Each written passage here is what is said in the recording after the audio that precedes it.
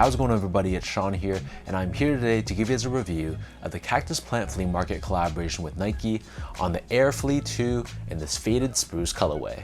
So this right here probably takes the crown for being the strangest and weirdest sneaker that I've ever picked up in my entire life. So this is a collaboration between Cynthia Lu's Cactus Plant Flea Market with Nike, and this Air Flea 2 released in two colorways, this one and an all black pair as well.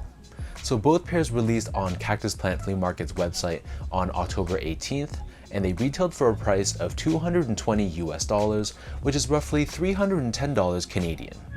So the official colorway for this one is Faded Spruce and Alabaster, and because of how strange it looks, it's naturally just gonna have people talking about it. So first things first, here's a quick look at the box. So this comes in this light blue colored cardboard box. We have Nike branding on the very top in black in what looks like this handwritten fashion. And then on the side of the box, we have Air Flea 2 branding along with Nike branding on the bottom. And then on this side of the box where the label is, you can see we have this yin yang logo on the bottom right. And inside the box, it comes with this really special dust bag, which is constructed out of what feels like a towel-like material. So you can see once again we have Nike Air Flea 2 branding with that yin yang logo on the bottom and the words "Just Do It." So diving into the details of this shoe, the first thing that's surprising that I didn't notice in the product images is that for this pair, the left foot and the right foot, the colors are slightly different. So we'll touch upon that later on in the review, but in either case, the upper of the sneaker is predominantly constructed out of what feels like a neoprene-like material, so it's done in more of a dark teal color on the left foot, and it's more of a greenish color on the right foot. In either case, embroidered on the lateral side, we have the Nike swoosh in black, and the same material covers the side panels of the shoe, and it feels very smooth to the touch. Overlaid on top of this surrounding the shoe, we have what feels like a durable nylon material. So this is done in black, and again it wraps around the entire bottom half of the sneaker. So towards the back end of the shoe, this teal colored panel here, it feels a bit more like nylon, and we have these 4 snap closure buttons on the lateral side. And then on the very top of the heel, we have the word Air embroidered in white, and then hanging off the back of both shoes, we have these dual pull tabs. So on the left foot, we have the words Flea 2 in this navy blue color, and the word Air embroidered on this green woven pull tab. And then comparing this to the right foot, the pull tabs here are red and yellow respectively. And before I forget, like I just mentioned, the color of the upper of the right foot is a bit more of a green tone, so you can see the exact same materials and panels. The only difference is of course the color. So the Air Flea 2 is completely laceless, but instead we have these 2 very thick straps which cover both the toe box and the midfoot area. So these straps feel very thick, very sturdy, almost like a seatbelt, and they loop through the medial side and wrap around towards the lateral side, and it's held down using Velcro. And you'll notice we have these snap closure buttons found throughout both straps, and this gives you some customization options, one of which is this oversized Nike swoosh, which is done in this pale yellow color, and it feels like a very soft synthetic suede-like material. So like I just mentioned, the swoosh connects to the upper of the shoe by snapping it on. But I do have to say though, the strength of these connections aren't that strong, and I noticed that the swoosh could fall off the shoe pretty easily. So if you're not feeling the swoosh, they also give you some extra options as well. So we have 2 different Nike oval logos, another one of those yin yang symbols that we saw earlier on the box, and these 2 black colored fleas.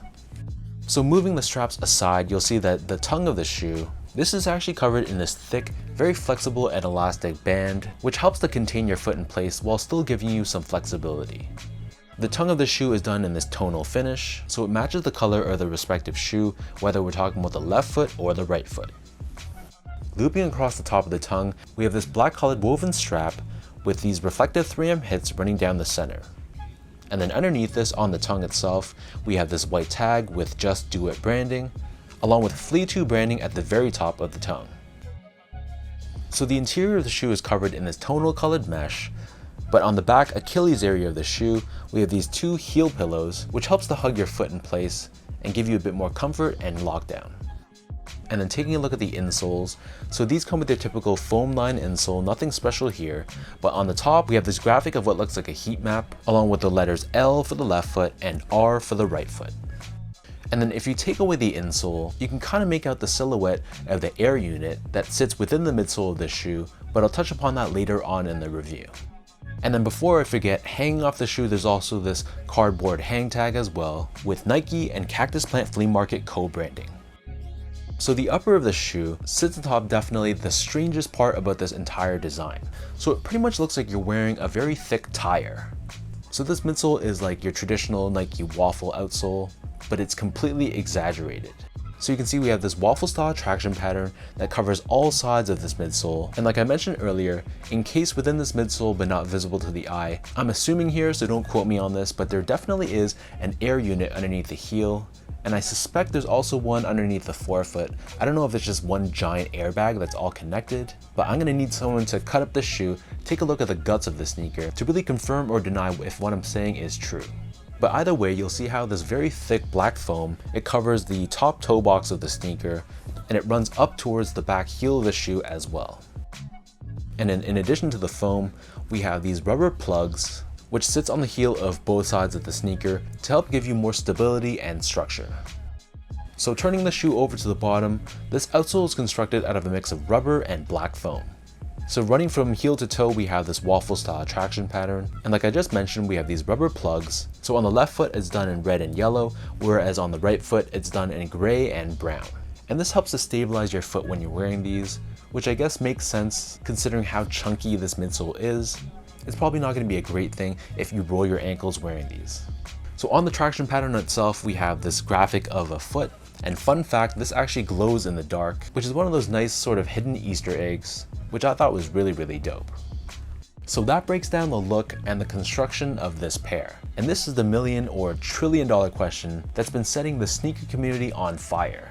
So based off of early reviews, and I don't know if those pairs were fake or not, but it was said that this shoe fits really, really big. So from those early reviews that I saw, people were saying to go down probably like 2 or 3 sizes from your actual measured foot size. But it turns out that's actually not the case. So my foot measures as a true size 10, slightly on the wider side. This pair is a size 10, which is true to size, and I'd say that it fits me pretty comfortably. To be honest though, it is a little bit hard to tell how much extra dead space there is at the edge of the shoe because this toe box area is very stiff because of this foam overlay. But just from trying them on and strapping these on tightly, true to size to me fit me perfectly fine. I feel like if anything, if you like more of a really snug one-to-one fit, you could go down a half size. So I'm personally kind of curious to try the 9.5, but for these size 10s, to me at least, they didn't feel like they were strangely or uncomfortably large. So take that as you will. If you don't mind a little bit extra room lengthwise, then just stick true to size. I feel like for most people that should be okay. But if you have more of a narrow foot and you like more of that snug one-to-one fit, if anything, then you might be able to get by going half size down. Next up, in terms of the comfort, so overall this shoe isn't the most comfortable sneaker. My initial thought when I tried these on were that it's very clunky and it's quite heavy. It's not a very graceful sneaker, if that makes any sense. The bottom of the shoe is extremely clunky, you feel very elevated and it's very heavy, so it's not really a shoe that I'd want to wear that often. But in terms of the underfoot feeling, there is some degree of cushioning and softness underfoot.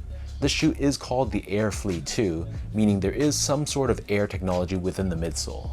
So it's not a very plush, very soft sneaker, but it's not a completely dead feeling sneaker either.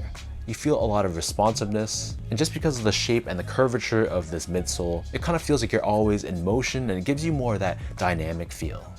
Finally, in terms of the quality and the craftsmanship on this pair, so in terms of material quality, really nothing special. It's all just synthetic materials, and from a build and craftsmanship standpoint, this pair wasn't the best. There were a lot of glue stains around where the midsole area meets the upper, and just those different parts of the midsole, which they obviously had to assemble together during the manufacturing process. You can see a lot of glue and a lot of strange little gaps. So is this an absolute deal breaker? No, but is it a really well manufactured pair? I'd also say no, it's not as well.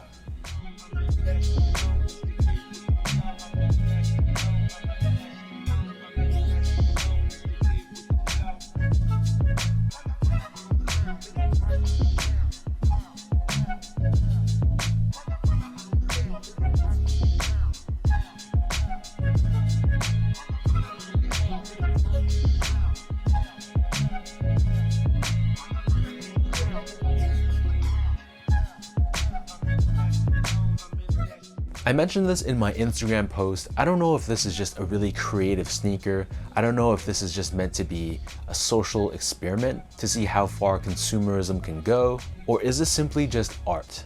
I said this when I first saw the images of this shoe, and I'm still gonna say this when I have these in hand. This is a very strange, very unique, and I guess I have to say a very artistic creation coming from Cactus Plant Flea Market with Nike. But when it comes to actually wearing these, this is a pretty strange looking sneaker. I don't think it really fits my personal style, but kudos to people that can actually pull these off. I get the whole artistic side of the design, but at the end of the day, to me at least, this is probably just a little bit too strange for my personal taste. So let me know in the comment section down below, what do you guys think about this Air Flea 2 in this faded spruce color? For anyone watching, were you able to grab these for retail? Did you take an L and pay resale for these? And between this one and the all black, which of the two colorways do you prefer?